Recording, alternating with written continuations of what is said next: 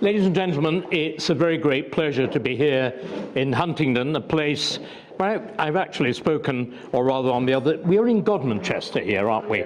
Yeah. I've spoken here very frequently in the Church of St. Mary, where my friends Kate Hadley and Adrian Sington helped to organise the Friends, and I have, of course, the sense of the school and Cromwell, but gently try to explain to everybody Oliver Cromwell is not an example for our times. Unless you wish to live under a puritanical military dictatorship and not have Christmas, which seems to me to be a very unreformed kind of thing to want. Now, this evening, there's a kind of topic of the day that I want to talk about, and it's intended to provoke questions and debate, because I believe in questions and debate, and it's on the relationship, obviously, the big topic, the relationship between conservatism, conservatives, and reform. What is it? Does it matter? How significant is it? And as I was saying to some of my companions at dinner, the important thing with all public speaking is to have an element of pantomime.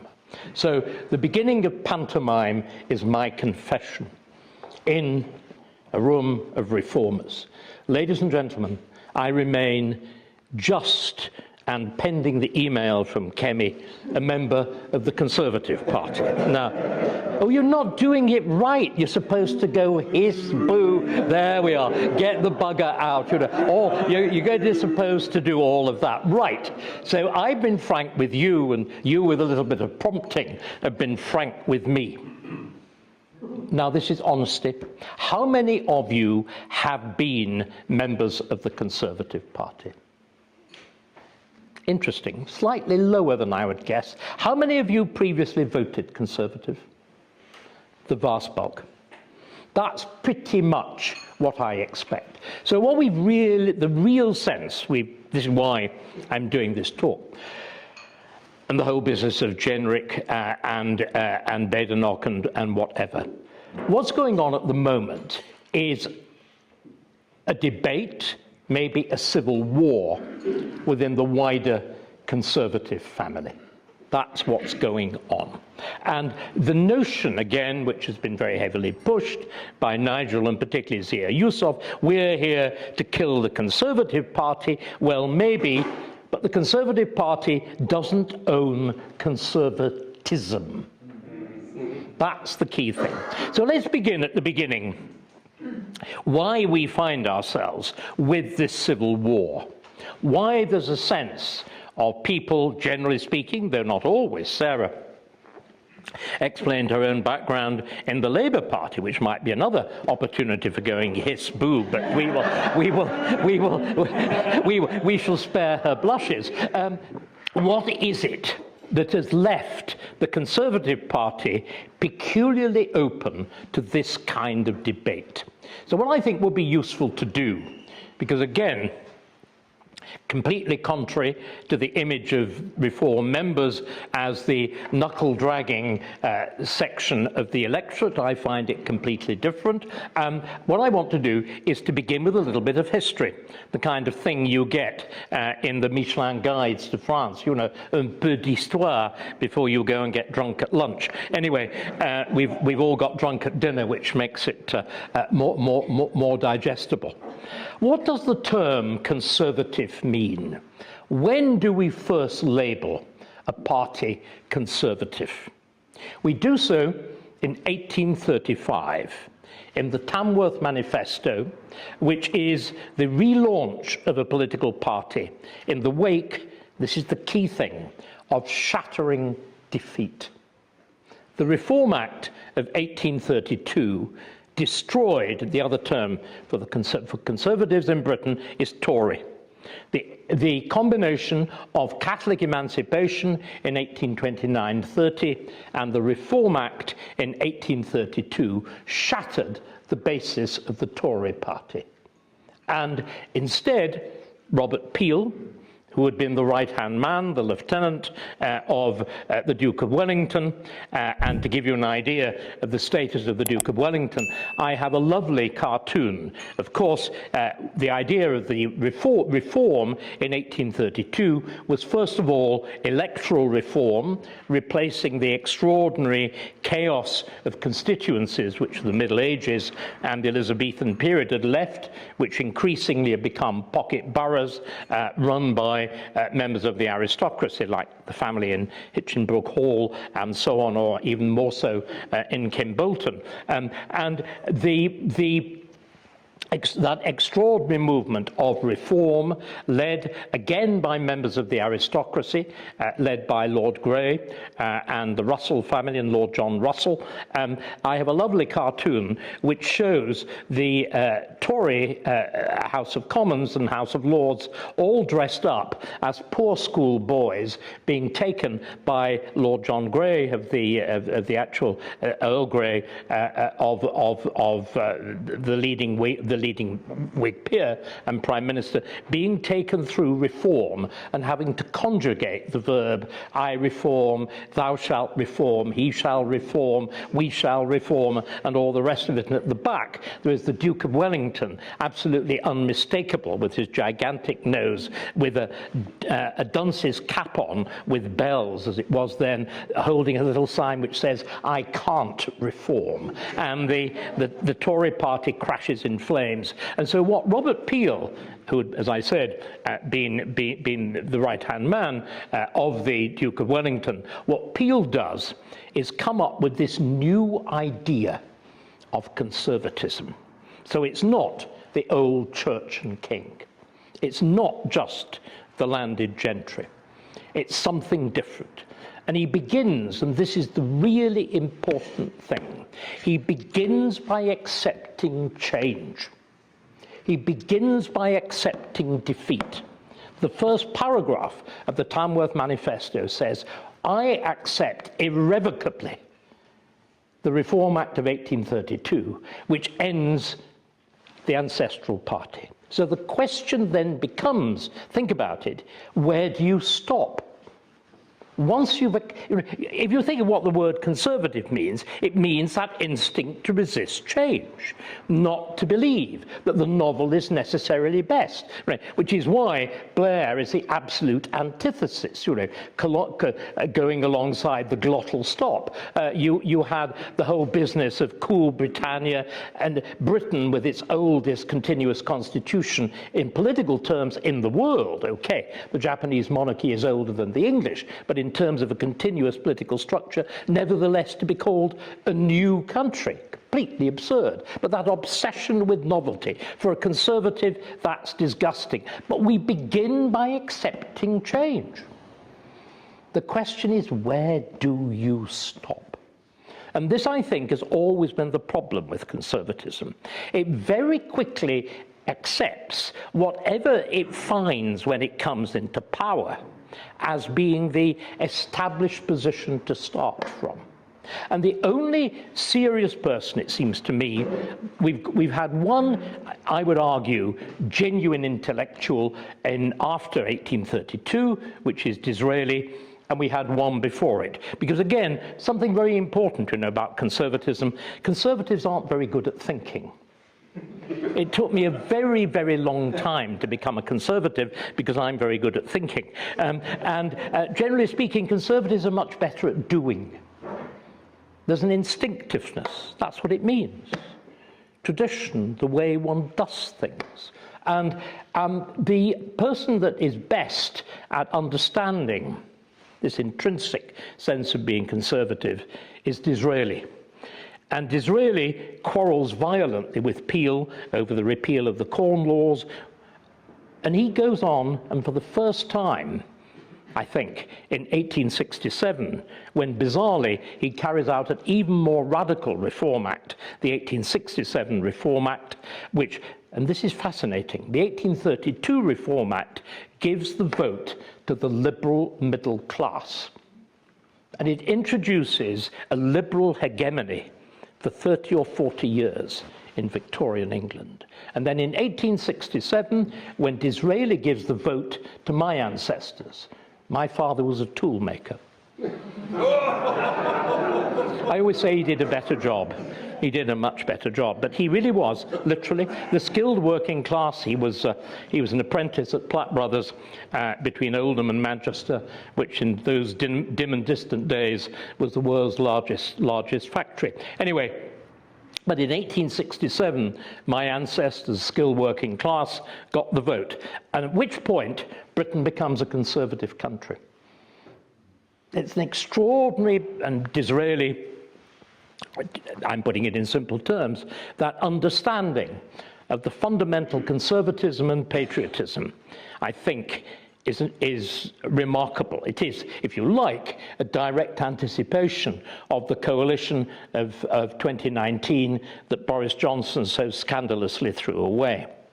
But what Disraeli does in the wake of that, well, indeed justifying that act of 1867, he gives a series of major speeches. Now, I'm giving a very minor speech. I have in front of me a very small glass of red wine and a large glass of water, and I'm speaking to whatever I am, 40 or 50 people. Disraeli was giving speeches to thousands with no amplification, and aided only by 2 bottles of brandy. And they were very great speeches. Anyway, the 1867 speech gives us what I think should be the essential definition of conservatism. And it's the point that we need to grasp. Disraeli says this: in a progressive country, Britain is progressive. Remember, Britain invents modernity. This is the other paradox. It's the most conservative country in the world, but the one that invents modernity. We invent industrialization. We invent inductive science. We develop an orderly politics. Why the world has this strange thing, this Anglo-Norman thing called parliaments. In a progressive country, he says, change is inevitable. This is a conservative. And if you look in the Oxford Dictionary of Quotations, you will find that that quotation stops there. Now that makes Disraeli sound like Cameron. Change, change, change, change, change. But that's not what Disraeli says, because he goes on and he says, the question is not that there will be change. The question is, what kind of change? Will it be change in accordance with the traditions and customs of the country, or will it be change in accordance with the abstract principles of international liberalism? That's the catastrophe. And it seems to me that Disraeli puts his finger absolutely on the causes of our current discontents, because that is precisely what happened to the Conservative Party, I would argue, in the whole course, really, from 1945 onwards.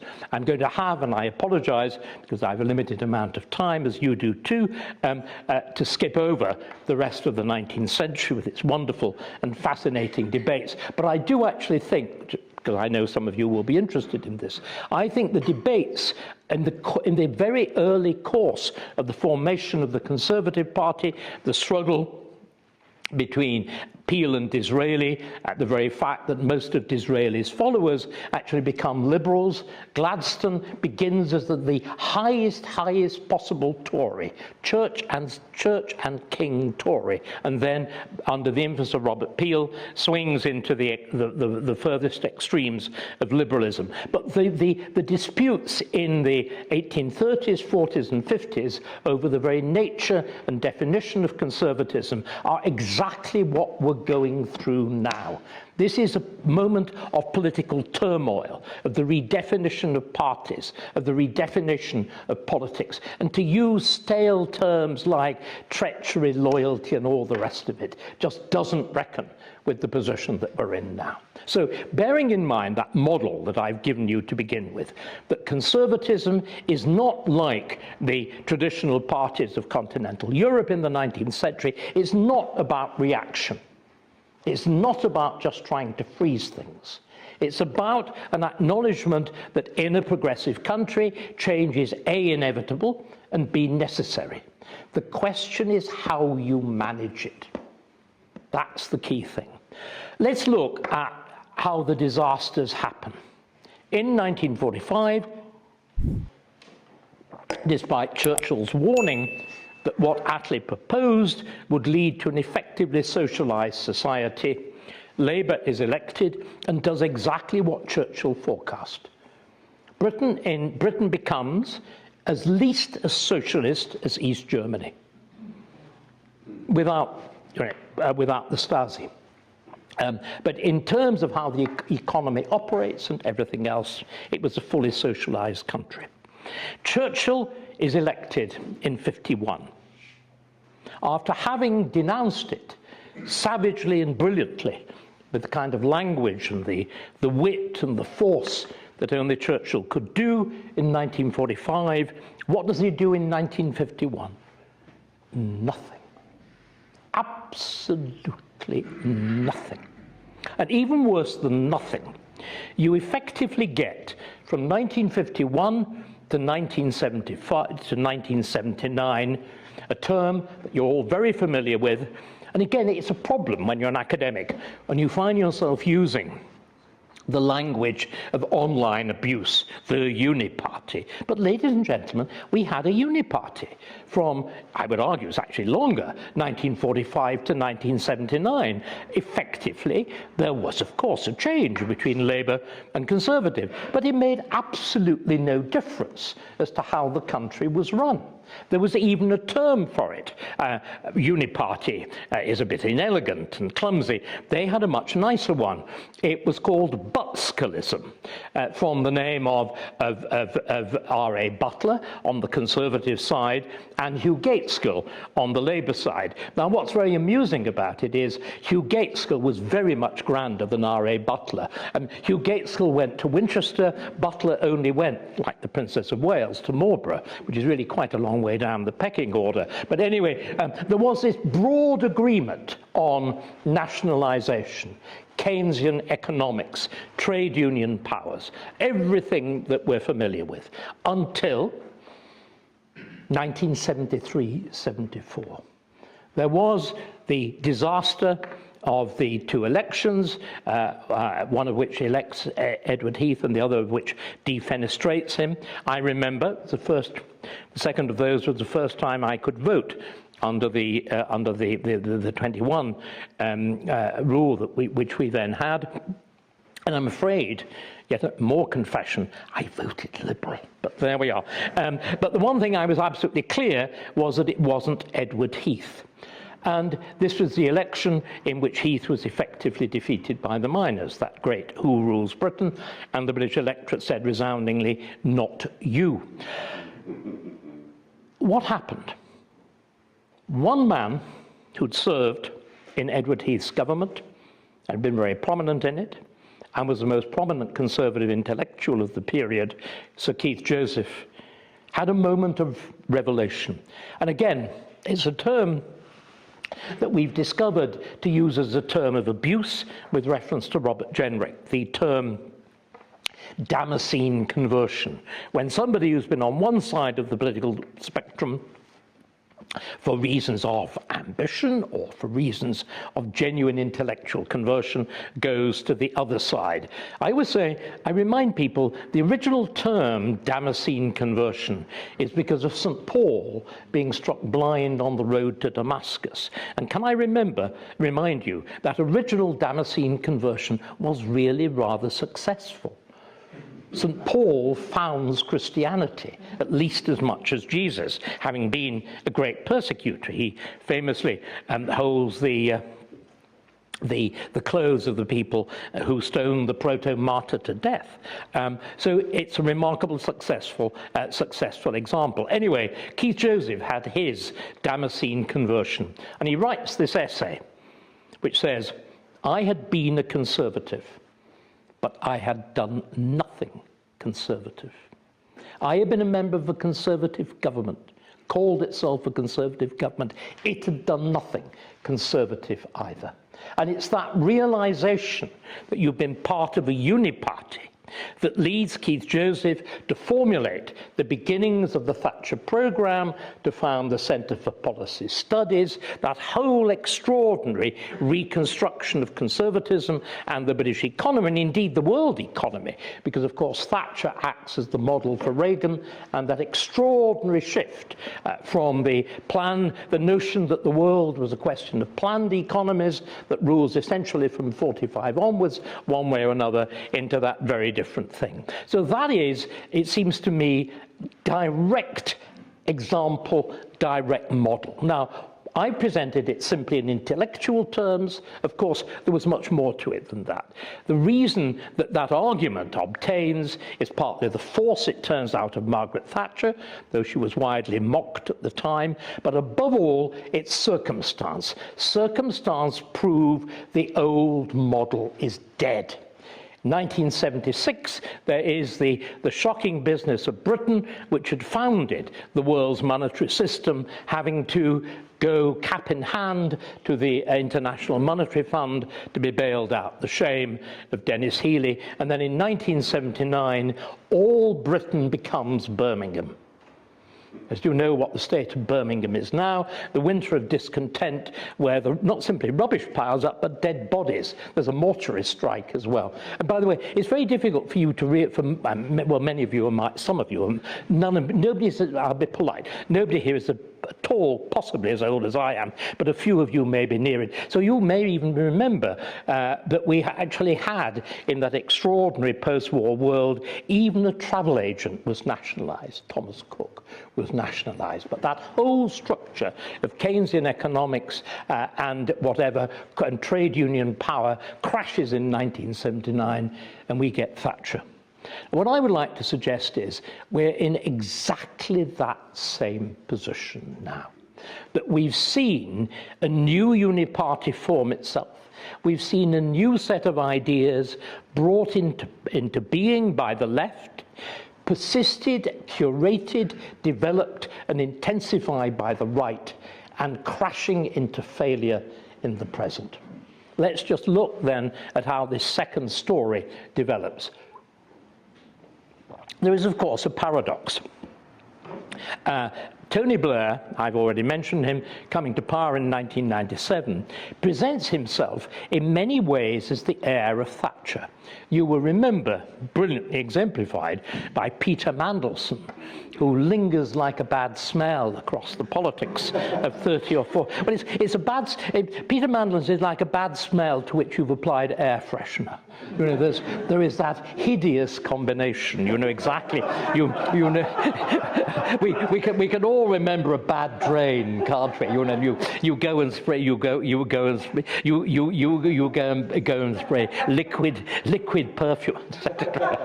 Anyway, dear old Peter, I know him quite well, but that's an entirely different matter. But Peter phrases it brilliantly. He was absolutely relaxed about people. He chose his adjective, his adverb adjective very carefully. Filthy rich, providing they paid their tax. And Thatcher herself, in 2002, says that Blair is the best testimony to her success, because you keep, again, the peculiarity of Thatcherism was it reduces conservatism simply to free market economics, which it isn't. But it's a very powerful idea, and New Labour pretended to continue it. But what Blair did, and here again, I want to be quite honest, I did not understand this at the time. I don't think anybody really did. I'm not sure that even the people doing it fully understood what they were doing or what the consequences would be. But what Blair did, ladies and gentlemen, from 1997 onwards was, whereas in 1945 you'd imposed a socialist economy on Britain, what Blair does from 1997 is effectively to carry out, I've already mentioned Cromwell, he carries out a genuine revolution. He imposes a slow burn version of the French Revolution on Britain, and with consequences which are catastrophic as catastrophic, I would argue, as the consequences we don't have a reign of terror, though in terms of the limitations of freedom of speech and whatever, at times it comes something pretty near it. But he carries out, and it uses the same language, the same ideas, the same devices. In other words, it's exactly what Disraeli was talking about when he talked about ruthless international liberalism. That's exactly what Blair imposes on Britain. Now, what is it? Why, in other words, am I saying that we have this sense of alienation, this sense of loss? Because I think virtually everybody in this room, again, the current debate between Badenoch, by the way, I am being recorded, but I'll still risk it. If you remember, poor old Jenrick got taken to task terribly for calling her Badenoch. I'm afraid if I'm being really naughty, I say you could easily pronounce her name bad enough. But there we are. If you actually look at it, the debate between Badenoch and Jenrick over whether Britain is broken or not. Now these are crude terms, but essentially what we are saying is something has gone radically wrong with the way we're governed. That's really what we're saying. And what I'm trying to do is to present you with a diagnosis of what's gone wrong and a prescription for how we can put it right. And the diagnosis is as follows. Why do we have this sense of loss? And it's interesting. All of these things are there in slightly different forms in America. We're all familiar with Trump and MAGA, Make America Great Again. But you know, if you think about it, it's the again, the sense of something being lost, something taken away that needs replacing. And I think in Britain, that thing which I would argue, and it was again interesting talking to Sarah at what her own moments of shift had been in Brexit.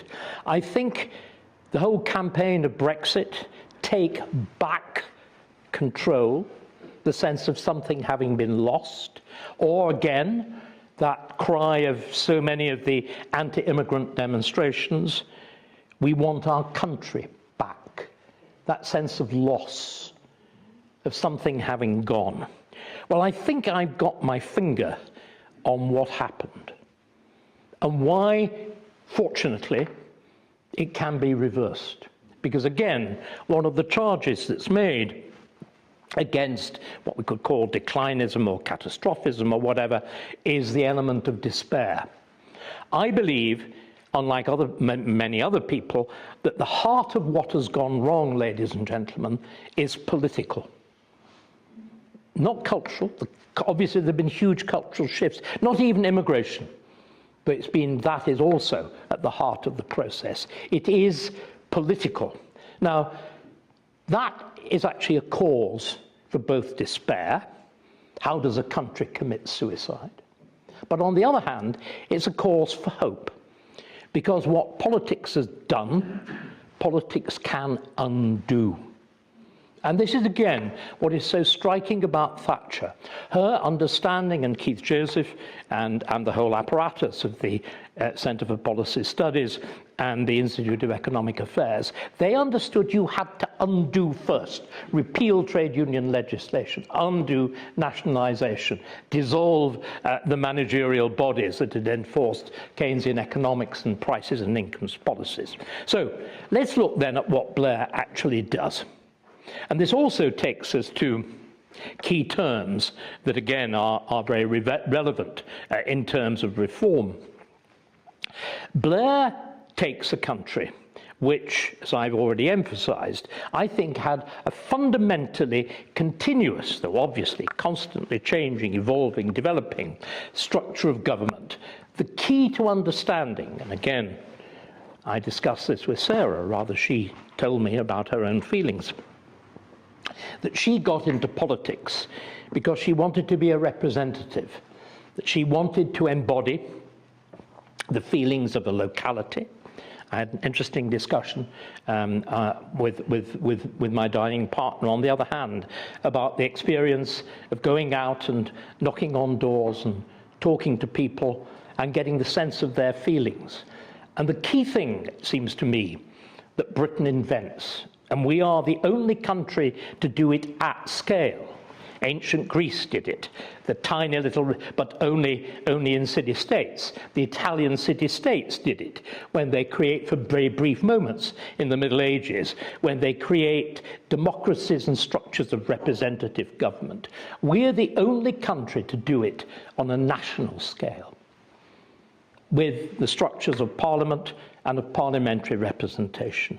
And the central idea of Parliament, and obviously what composes Parliament, the relative balance between the various elements of it, how it's managed, change radically over time. But the central idea remains the same from the immediate aftermath of Magna Carta to 1997. That is to say, what is decided in Parliament binds everybody, because everybody in theory and in practice is represented there. Blair hates that idea. The Blairite left loathe that. They loathe anything in which is directly answerable and directly shapeable by popular opinion. There's a profound contempt and distrust. Again, we might want to explore this in questions. I think the essential origin of it is the German constitution, and if you like, German history, and the awareness, of course, from 1945 onwards, when you reconstruct Germany, that according to one view of the rise of Nazism, it was the result of a democratic vote, which means you can't trust democracy, which means democracy has got to be put in leading chains between experts on the one hand and lawyers on the other. And you even rename democracy liberal democracy, the end result of which is the current German constitutional court is considering banning Germany's largest political party. That's the AfD. That's the logical result of that. And that, by the way, is why Nigel Farage is called a populist. If you bother to think about it, democracy and populism are exactly the same thing, except one is Latin and the other is Greek. But one is now an approved and polite term, and the other is you lot and is vulgar. We get the idea. How does Blair go about doing this? And I'll again summarize as quickly as I can. Blair, as I've just suggested, it was the case in the Federal Republic of Germany, you send power in two directions, deliberately away from Parliament. You send it on the one hand to committees of experts, the so-called quangos. Now, there's a very respectable pedigree for this. This is the view of politics of one of the two great Greeks from whom we get every element of our political vocabulary. This is Plato's view that government is properly the responsibility of the philosopher king, the high expert separated from any sectional interest in society. There's quite a lot to be said for it. After all, experts are jolly important. But there is a little problem. They get it wrong. Can we give you some instances of expert government? We do, of course, have the first of these committees was the Monetary Policy Committee. As is now perfectly clear, the Monetary Policy Committee of the Bank of England has managed our currency catastrophically badly, to the point at which, at the time of the extraordinary premiership of Liz Truss, it didn't actually know where the principal risk to the fiscal structure of the state lay in so-called liability-driven investments. Again, English nature, pursuing this narrow objective of protecting important species. On the one hand, what does it do? It demands the creation of a bat tunnel for HS2 at the cost, ladies and gentlemen, of £100 million. You could build 3 bat Ritzes. You could give each bat its personal butler. And it doesn't stop there. With Sizewell, with the reconstruction of our power station, you construct a fish disco to stop fish getting overheated at a cost of £600 million. This is simply deranged.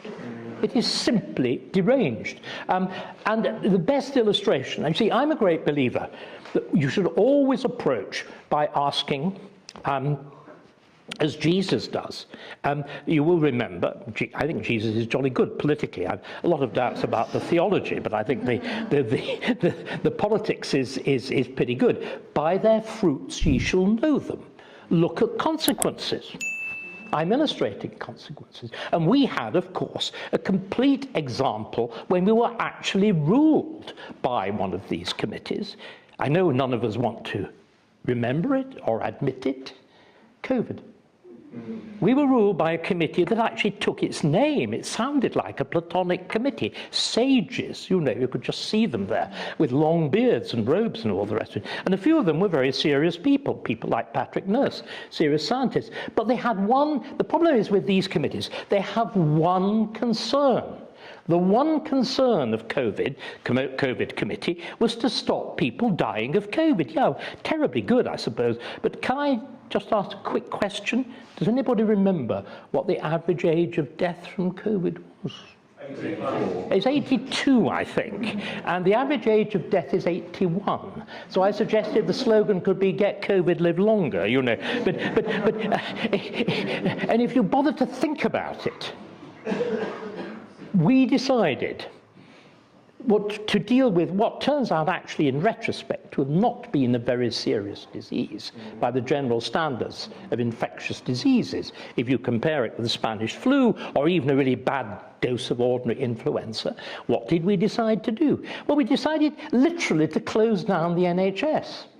We turned it from a national health service into literally this pursuit of one single objective. So cancer care, heart care, and every other form of disease control in Britain has never recovered from that decision. We also because we decide to shut down the economy, to destroy the educational opportunities and have lockdown. We destroy the educational opportunities of three school generations. It's perfectly clear what's happened. You look at the complete plummeting of school attendance rates from this point. You then go even further, of course. You plunge because the vast amounts of money you need for furlough and to subsidize business and whatever. We incur the costs of a middling-sized war. 500 to 600 billion pounds of that order. And then even worse, because the furlough, as we can now see, you basically destroy the habit of work. You get something for nothing, and a significant section of the population will actually take it. So that's the fruit of single-issue government, because, of course, all government should be not about one issue, which is why experts are good. It should be about weighing issues against each other, and only the politician can do that. And again, we can come out of that wonderful phrase that's fought over by two of the very greatest democratic politicians of the 20th century, Teddy Roosevelt in America and Winston Churchill in our own country, on exactly this subject. They're talking about scientists. You want your scientists on tap, but not on top.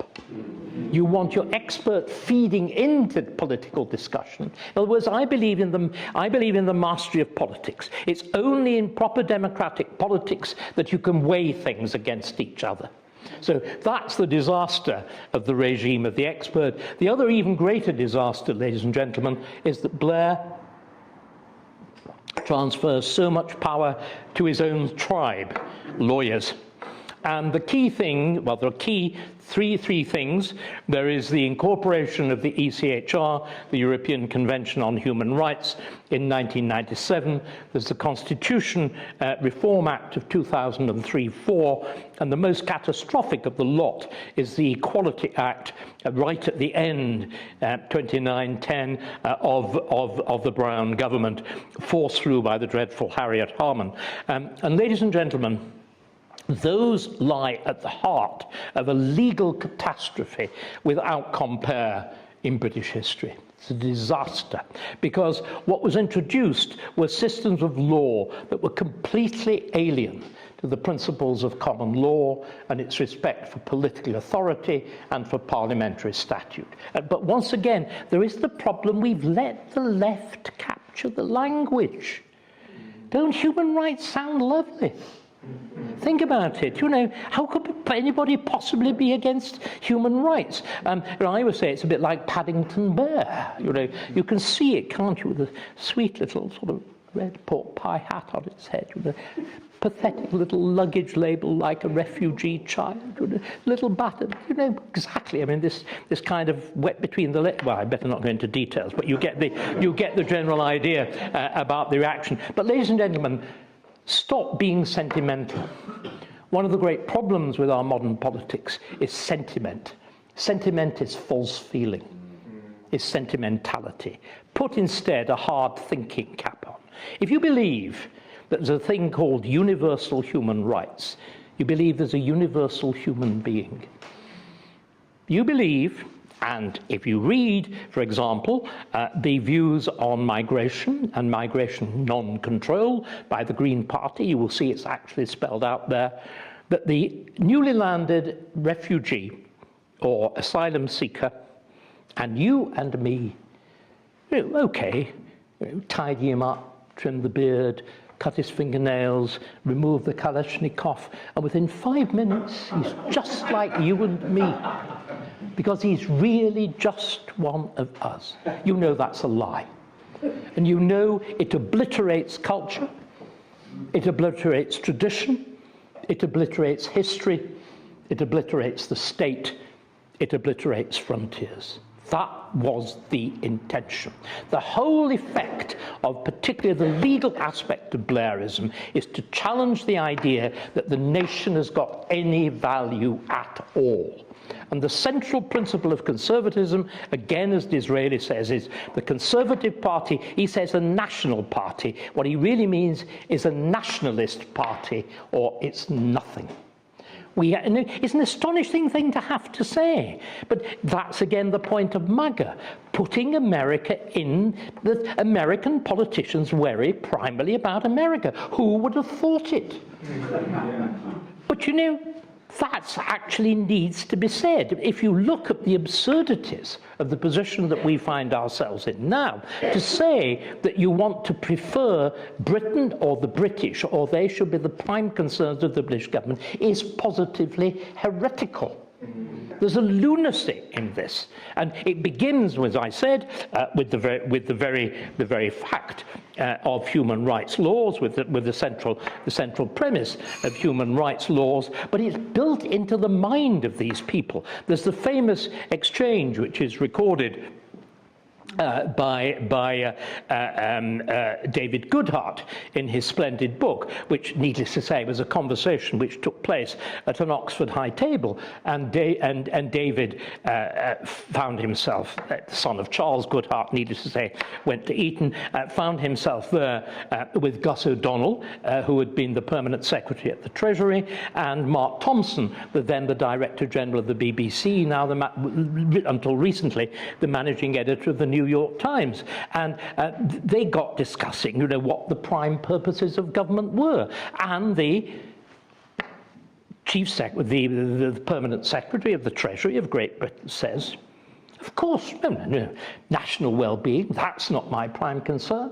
My concern is global prosperity. To which the Director of the General says exactly the same thing, and it's entrenched in law. What we've got to understand is there was a genuine legal revolution carried out by Blair, backed particularly on the work of a man called Tom Bingham, and interestingly, Robert Jenrick's most passionate opponent in the Conservative Party is not Kemi Badenoch or Badenoch or whatever, it is Jesse Norman, who just happens to be Tom Bingham's son-in-law. And the most savage attack on the proposal to repeal human rights legislation is written by Jesse Norman. Anyway, but Tom Bingham is the legal intelligence which powers all of this. And what does he say? In Australia, it's probably wise that he said it in Australia rather than here, he explains the purpose of human rights law. And it confirms absolutely everything that I've been saying. Human rights law is anti-democratic, counter-majoritarian, and intended to protect minorities against the majority. And he lists the minorities, and do you know what they begin with? The mentally sick. There is no accident about Kalokana and Mudakabana.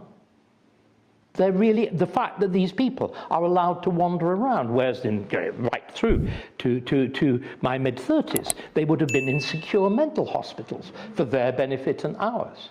We've seen this complete inversion of what the proper purpose of the state is. And very quickly, to go on and summarize, as well as this, and as again the absurdities of the Equality Act, if you think about it, that one act, the idea of legislating a one-word abstract principle is insane. The various clauses of the European Convention on Human Rights are silly enough because, of course, they're just abstract statements. That is not how common law. You've got a right to family life. Any judge can make that mean whatever he wants, which is why you've suddenly shifted from essentially parliamentary-made law to judge-made law. But even worse is if you look at the Equality Act. The Equality Act actually incorporates the Marxist labour theory of value in it. It gives judges the right to set wages. That's what's gone wrong in Birmingham. That's why Birmingham is bankrupt.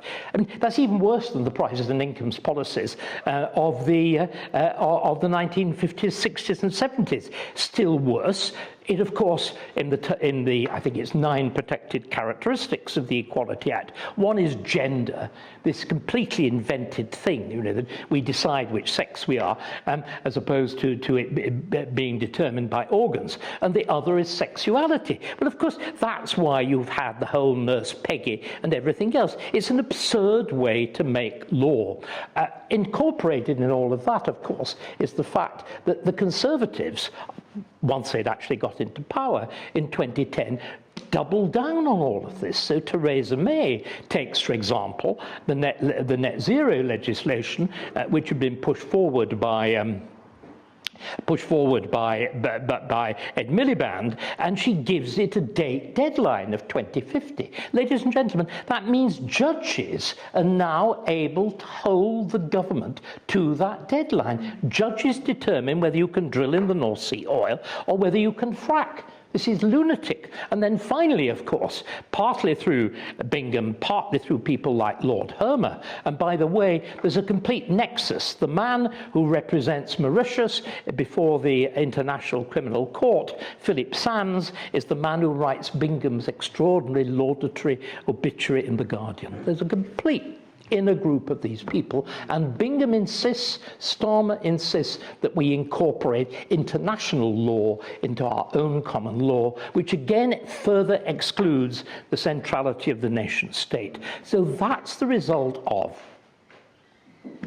the years from 1997 to 2010, and then, as I've already hinted, the catastrophe that the Cameroon Conservatives, just as Churchill had done in 1951, do not repeal, but double down and develop all of this and become the unit party, which is why, of course, we're in the mess that we are now, why we're seeing conservatism tear itself apart, why we're seeing what Jenrick was trying to do, and I played some part in advising him. The only way that the Conservative Party can possibly re-establish its bona fide is to admit what it did and how it got it wrong, but also to admit why.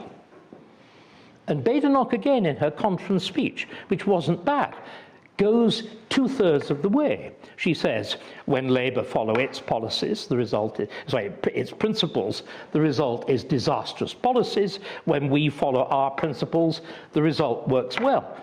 But she then left out the fact that the Conservatives hadn't followed their principles for 14 years, but had followed Labour Party principles. So this is what the real debate is about.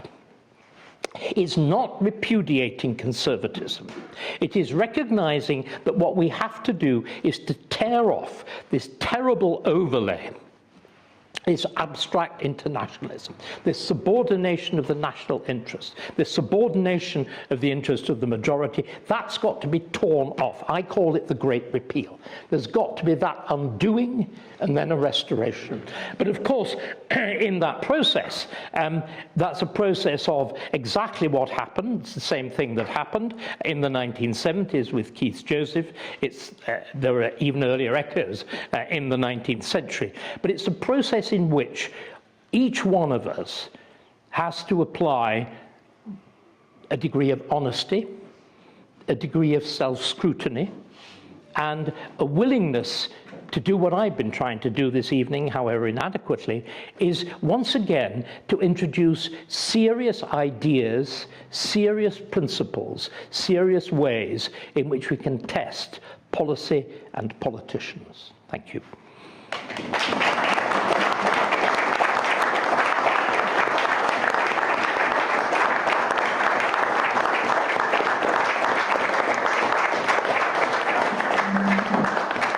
And I shall be delighted to take questions. I have one moment. Yeah, okay, right. My name also. Can I come round with the microphone? Yes, please. Brilliant. It's just for recording. Okay, my wife and I the other week visited Hughenden Manor, and on the wall was a quote by Disraeli. It said this: "The world is governed by very different personages from what is imagined by those who are not behind the scenes." And my question is, however much we try to change politics, are we able to change the machinery that is causing the destruction of our democracy? Right. Clearly, what I've been suggesting is that the ordinary parliamentary machine has failed badly and has been deliberately more than half broken. That instead, of course, we see the quangos, and by the way, Thatcher bears a dreadful responsibility in those, because she believed anything was better than the state. So if you think of what the name quango means, quasi-non-government, quasi-autonomous, non-governmental, she loved those. But of course, they've turned into sorcerers' apprentices. So there are those. There is the entire structure, though we have a former senior civil servant here, but a very large part of the civil service. Because again, one of the things that happened with this reappraisal of the nature of law, under the influence of people like Bingham, the rule of law, which had merely been really a subordinate principle to the idea of the sovereignty of Parliament, suddenly finds itself pulled up with judges thinking that they can see, at least as well as Parliament, the broad public interest. This is catastrophic. I mean, Jonathan Sumption, although he played a very ambiguous role when he was in the Supreme Court, has begun to state this, that the risk of the human rights legislation is that on central matters of social policy of all sorts, as we've seen, actual wages, God knows what else, you effectively give judges the right to arrive at quasi-political decisions. Again, the role of the universities, the role of non-governmental organizations. Now, all of these, and I've written about this extensively and talked about it more, all of these will be arrayed against any kind of reforming government, be it with a large R or a small r. And the thing that will have to happen is look at the difference between Trump 1 and Trump 2. The first Trump presidency was hopeless. He'd no idea what he was doing. He was changing members of the cabinet every 5 minutes. The second Trump presidency, although you've still got the bizarre man himself, you have people of weight and substance who are prepared. That extraordinary moment with the very brief inauguration of Trump, very different from the usual grand ceremony on the terraces of the Capitol. I was actually at the first inauguration in January 2017. But the very brief curtailed ceremony in the rotunda of the Capitol, and then straight into the Oval Office with the Thomas Cromwell, not the Oliver Cromwell, the Thomas Cromwell of the regime, Stephen Miller, the great ball-domed forehead, behind Trump, and that huge pile of executive orders. And I met a couple of people who've been working on some of them. These are senior lawyers. They spent a year working on one document. That's going to be the kind of level of preparation you're going to need to see that off. Now, this does not mean that I believe in dark forces. I really don't. And all this attempt at sort of portraying, particularly the Fabian Society as some kind of, dark cloud, like the elders of Zion. I was at LSE for most of my academic career. Let me tell you, they couldn't conspire their way out of the paper bag. But the important thing is, it is again going back to Northcote Trevelyan, but more particularly to the end of the First World War. It's a relentless bureaucratization of everything. There's a gentleman here, sir. Yeah. If our next Parliament has both the desire, if our next Parliament has both the desire and will to repair the damage that Blair inflicted on our Constitution, how could they go about it? Well, as I've said, did we all get that? Did everybody hear? How could Parliament go about reversing Blair? Well, I think it's relatively straightforward. In one sense, it's rather touchingly straightforward. It's called repeal. Mm-hmm. Parliament enacted the legislation, you repeal it, but there are two fundamental problems. How is one going to get, particularly the House of Lords, to do this? And we are discussing ideas probably exactly as 1832 and as a Parliament Act of 1910, which was required to get Lloyd George's budget, the first great Liberal budget, through Parliament. You had to threaten the mass creation of peers, and you had to get the monarch to agree.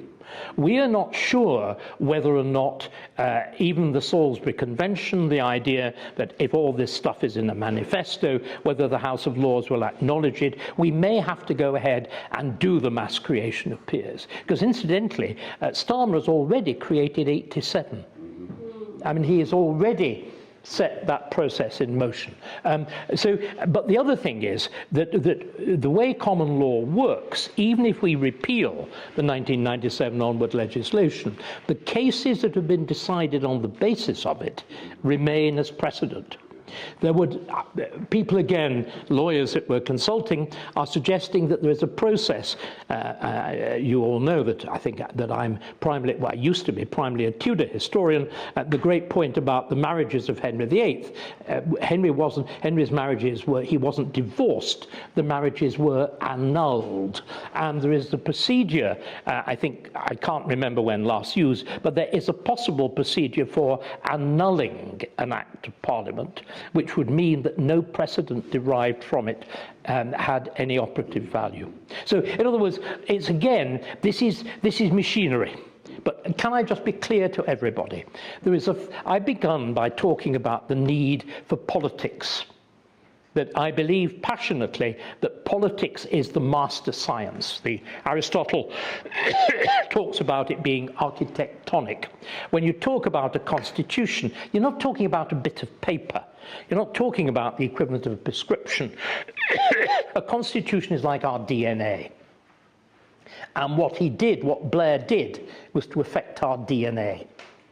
The way a body preserves itself, continues organizing itself. The only way you can begin that proper process of the other face of the Great Repeal is the Restoration. And remember, we've done that restoration before. That's why I'm using the word, 1660. 1688, 89. And again, 1660, we are unique in reversing a revolution without foreign intervention. It's completely extraordinary.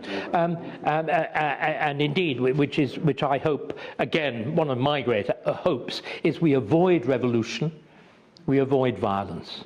These are hideous things.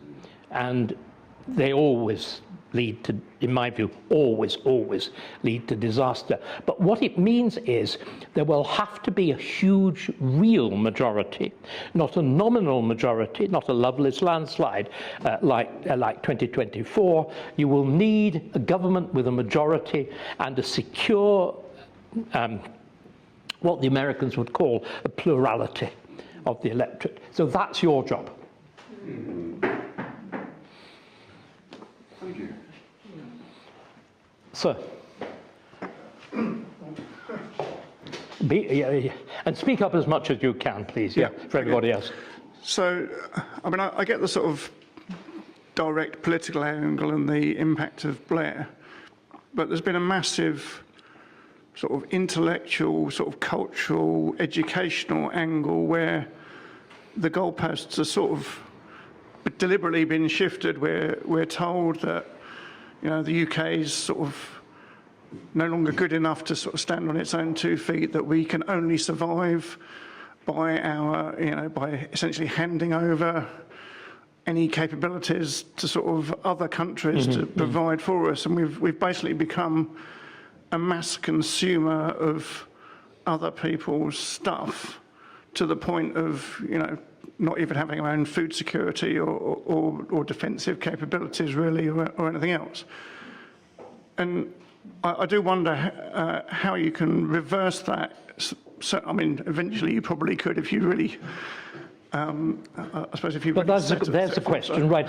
Once again, look, these are matters of political will. Yeah.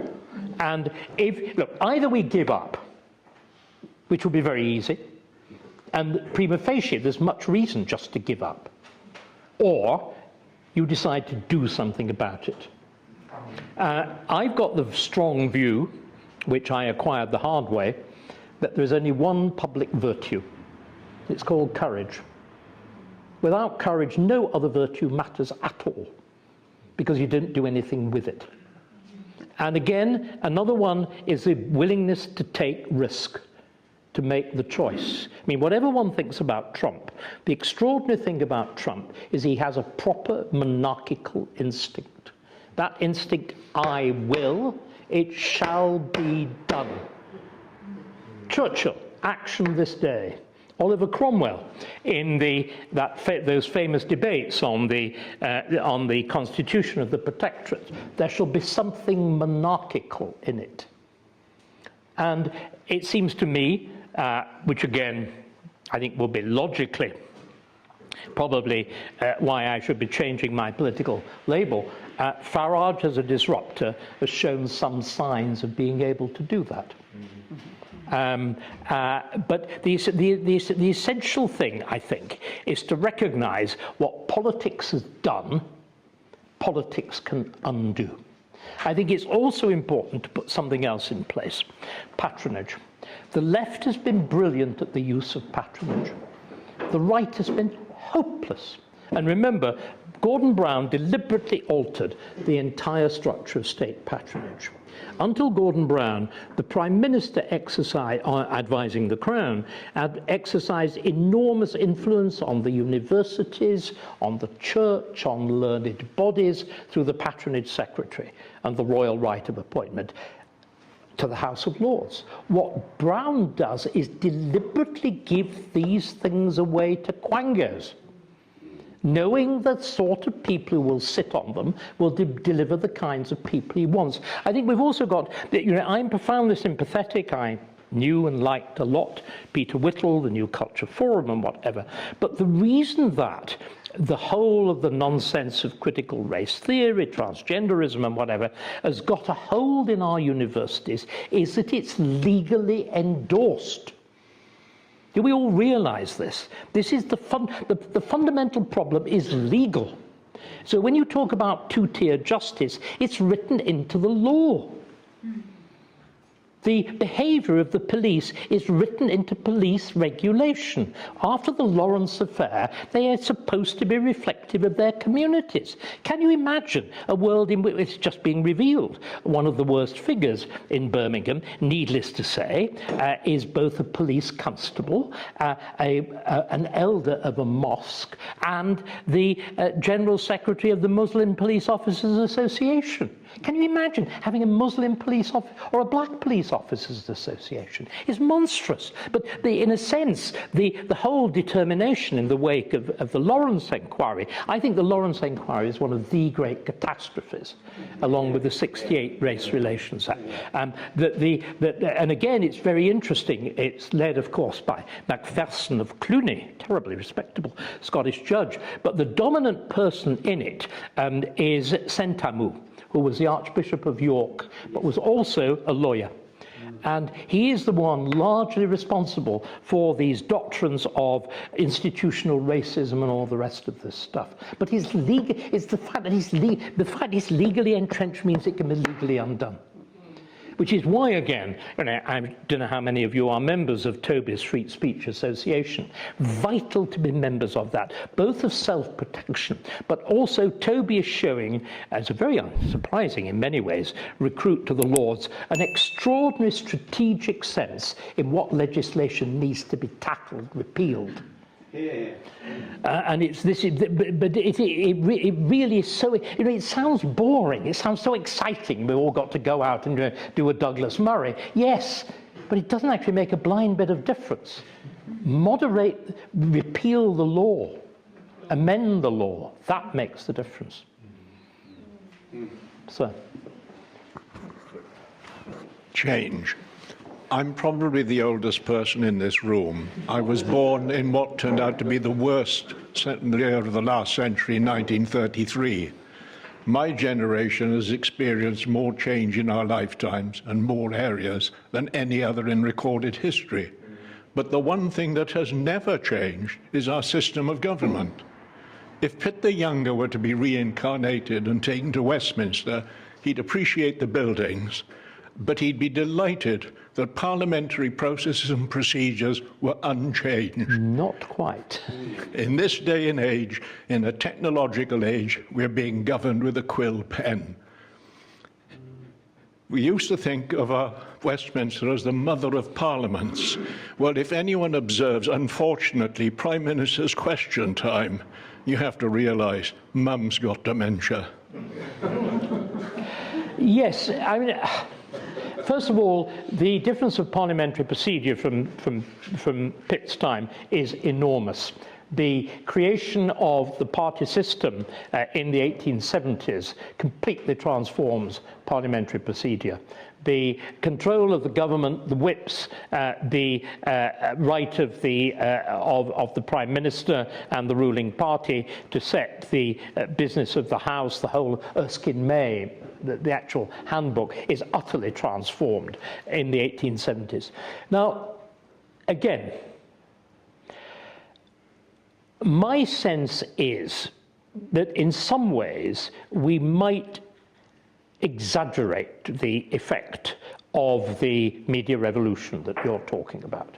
If I look back to my own period of the 16th century, in many ways print was even more dramatic, in which you think of what it did, of what it gave the ordinary person, of the new universe of thought and whatever that it created.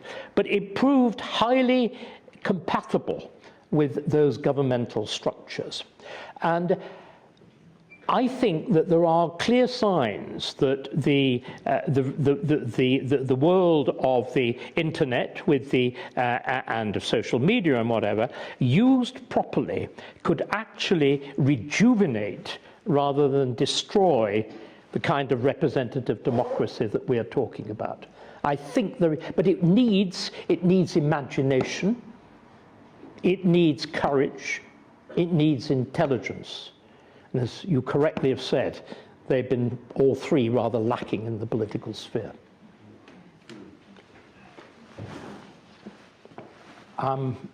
Yes, please. Thank you.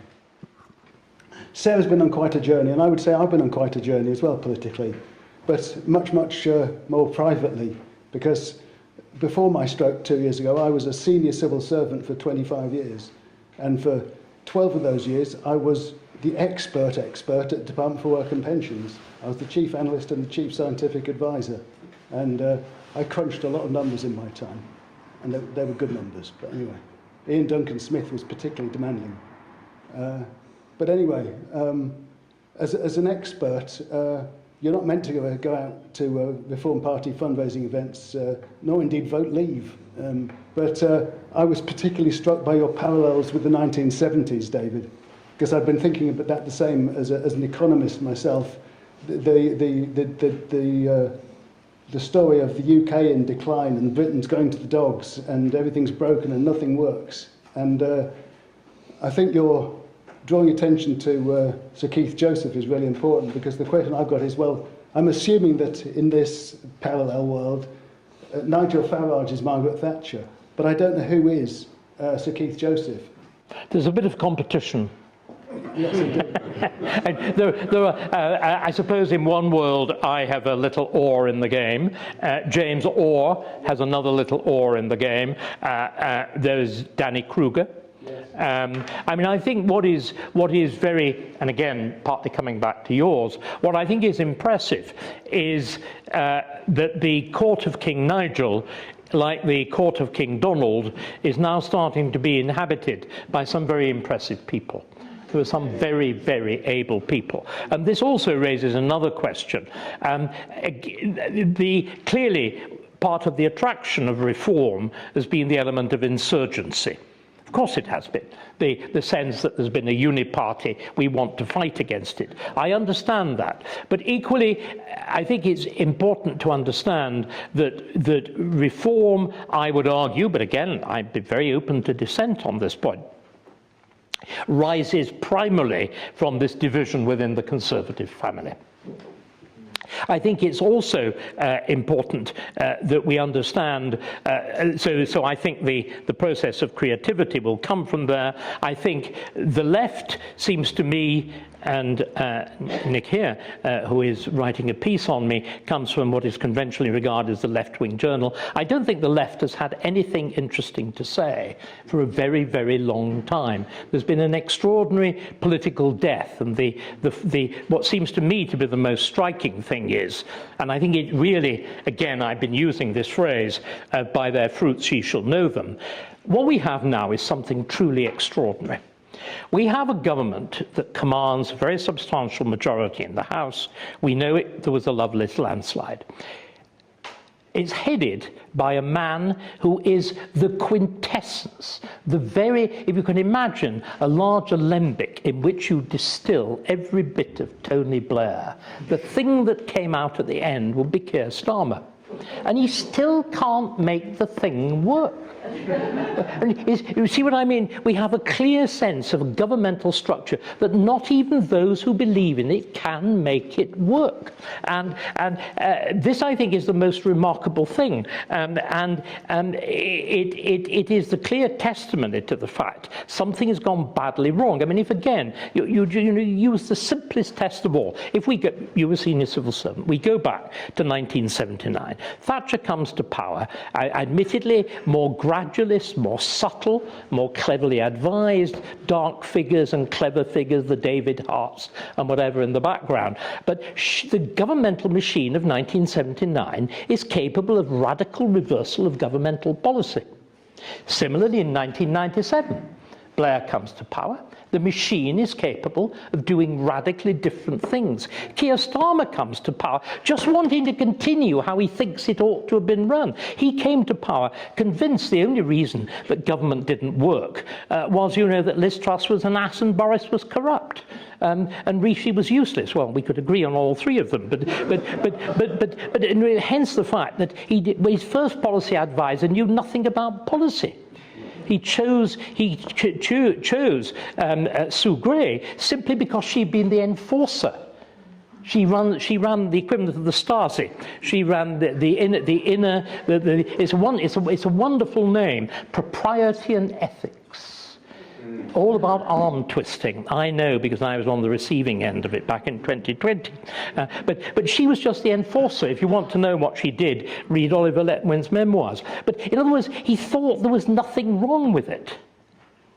And he spent the whole of his time doing so many U-turns that when does a U-turn become a spinning top, you know, that it just goes round and round and round. And I think this is the really revealing thing, that people who believe in this machine can't make it work and are a product of it. Sir. Thank you very much, David. And thank you for everything that you've said so far this evening. I confess to having followed you for years, months, weeks, etc., on all the various media, and I greatly agree with everything that you've said this evening. The question really is fairly simple. Having been a Conservative since 1972 and agreed with small c and large c Conservative policies, having seen them, as you described, trashed, reversed, betrayed, etc., but there's still a scintilla of what you've said that indicates that actually, by and large, you're still a Conservative at heart, and perhaps many of us are. But those of us that have switched and thought, well, actually, we're just never going to believe this again. The last 14 years were bad enough. 2019 onwards was disastrous. And when we look back, 1990 onwards has been nothing but an increasing sense of betrayal.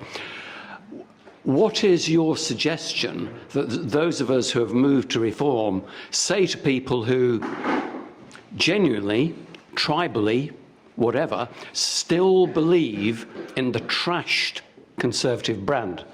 What you've said to me. No, I'm being really serious. I mean, you are now an organisation which is, we were discussing this again at dinner, which I think is unique in British history.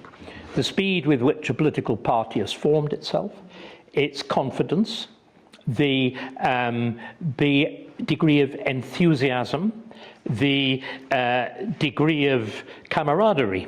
But you all have a job to do. I've been calling the kind of talk that I've given now, obviously in very different formats, I've been calling it evangelizing, persuading people. You've got a job of evangelizing. Evangelizing is the process of, if you like, compound interest of ideas. That you convert one individual, and he converts 3 individuals, and each one of those convert 3 or 4, and you do that. I think there's a genuine, and I think this is going to have to be the final question, final answer rather. I think there's a genuine revival of interest in politics at all levels. People realise, that very broad swathes, realise something has gone hideously wrong.